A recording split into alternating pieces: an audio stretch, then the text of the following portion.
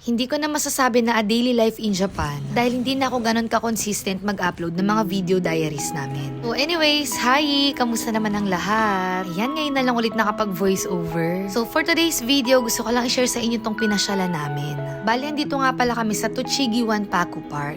Located ito sa Mibu, Japan. Kung ang mga Jonakis nyo ay mahilig din sa dinosaurs, saktong-sakto to sa inyo. Naku, tsak na mag-e-enjoy ang mga bagets. Actually, malaki tong place na to. Hindi lang mga dinosaurs yung pwede nyo makita dito. Kaya lang, ito talaga yung pinakadinayo namin dito sa Mibu. Bali, meron nga pala itong entrance fee na nagkakahalaga na 800 yen per head. Pero kung meron kang Costco card, meron siyang discount na 100 yen per head.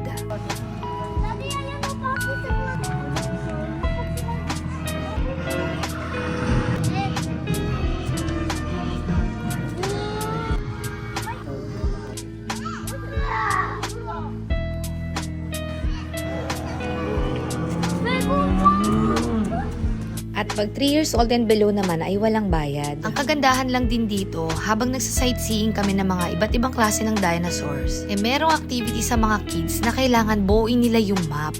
Tapos i-stamp nila yon.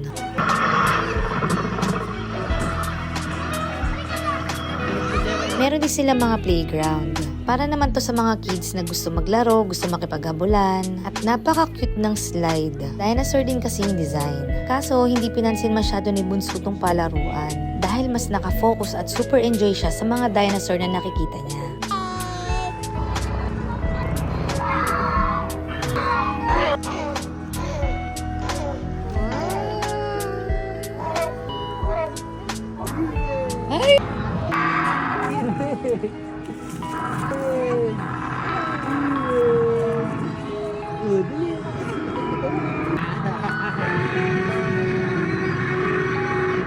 Sobrang nakakatuwa lang din at ang sarap sa feeling dahil na-appreciate na niya yung mga bagay sa paligid niya. At alam na rin niya yung mga bagay na ayaw at gusto niya. Nakakatuwa nga lang din tong si ate at si Bunso dahil alam nila lahat ng klase ng dinosaur. Samantalang ako si T-Rex lang ang kilala ko. At syempre hindi mawawalang habulang portion namin mag-iina. This is my favorite dinosaur.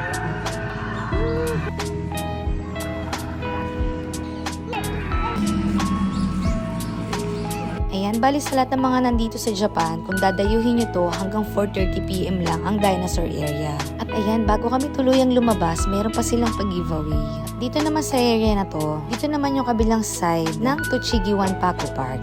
Meron din mga iba't ibang arcade at palaruan sa baba. At sa itaas naman ay museum. Sayang nga lang din at hindi na namin nalibot tong place. Medyo late na rin kasi ng mga oras na yan, kaya nag-food trip na lang kami. At in-enjoy tong view dito sa labas. Buti na lang talaga at naabutan pa namin tong autumn leaves.